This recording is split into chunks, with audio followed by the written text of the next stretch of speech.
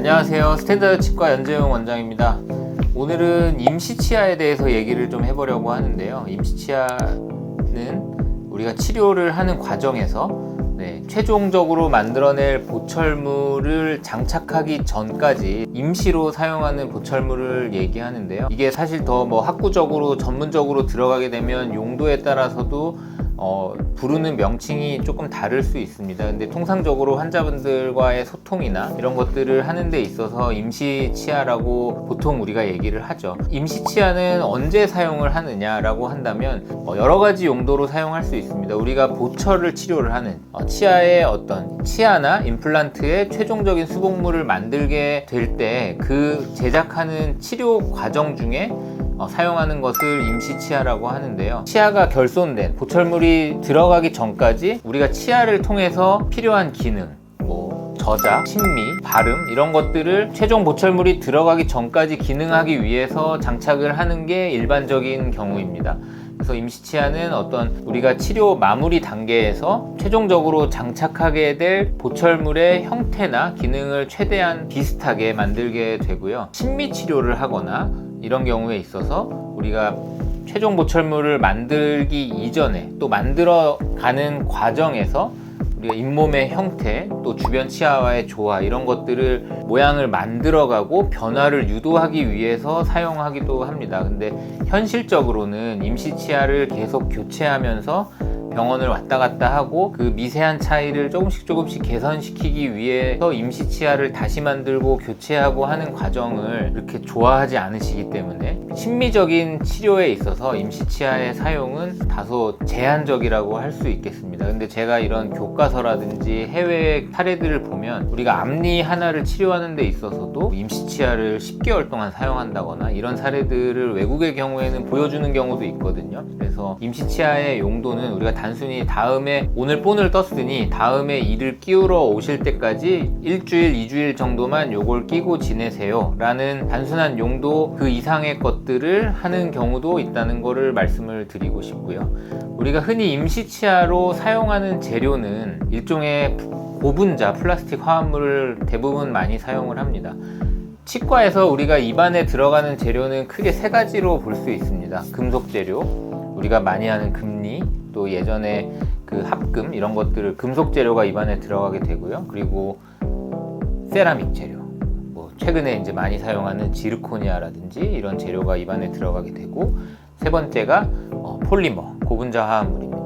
레진 치료를 한다든지 이럴 때 사용하는, 그래서 우리 입안에 치아를 수복하고 보철을 하기 위해서 들어가는 재료는 크게 딱 요 세 가지밖에 없는데, 임시치아의 경우에는 대부분 고분자 화합물을 이용하게 됩니다. 예전에는 입안에서 레진이라는 재료를 모양을 만들고 굳혀서 깎아서 만들고 했었는데요. 최근에는 디지털 기술이 발전하면서 저희 병원에서도 이제 3D 프린팅을 이용해서 임시치아를 만든다거나 아니면 본을 떠서 밀링을 해서 이제 임시치아를 만들다거나 이렇게 여러 가지 방법으로 제작을 하고 있습니다. 우리가 폴리머로 임시치아를 만들기 때문에 생길 수 있는 문제가 바로 이제 잘 깨진다라는 건데요. 임시치아를 사용하는 동안 임시치아가 빠지거나 깨져서 원치 않는 시기에 병원을 내원하시는 경우가 많이 생기게 됩니다. 그래서 임시치아를 사용하는 동안은 임시치아의 재료가 잘 깨질 수 있다. 최종적으로 들어가게 될 치아의 재료보다 이 재료가 더 잘 깨질 수 있다는 것을 조금 유념하시고 사용을 조금 조심해서 하시는 것이 좋겠습니다.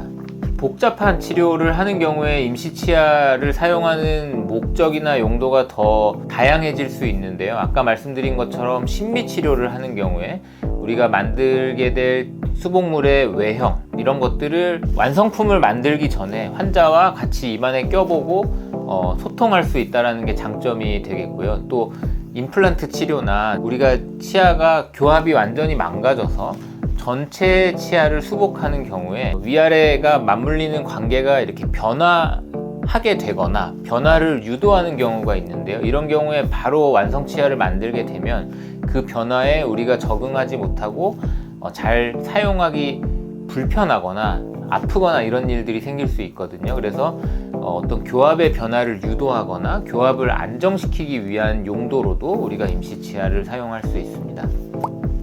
임시 치아를 잘 만들어서 이걸로 그냥 평생 쓰면 되지 않을까라고 생각하실 수 있는데요.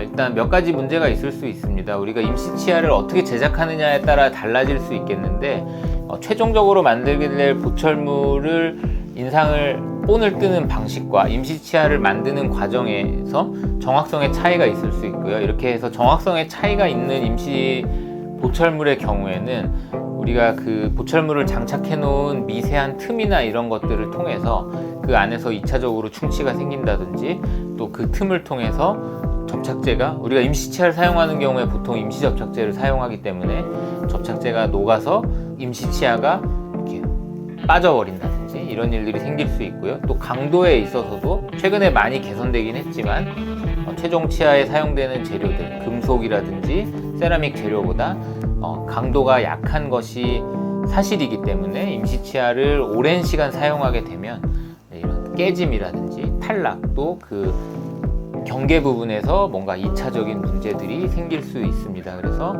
임시 치아를 최종적인 치료를 하지 않고 임시 치아만 가지고 살아가겠다라고 하는 것은 추후에 또 다른 문제를 만들어낼 수 있기 때문에 최종적인 수복물까지 치료를 완전히 받으시는 것이 좋겠습니다.